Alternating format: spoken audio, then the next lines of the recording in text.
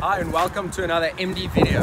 Today we're going to be checking out 0 to 100 times on the Triumph Tiger 800 XC. The manufacturers claim a time of 3.6 seconds and today we're going to see if we can replicate that and see if that is accurate. Let's get to it.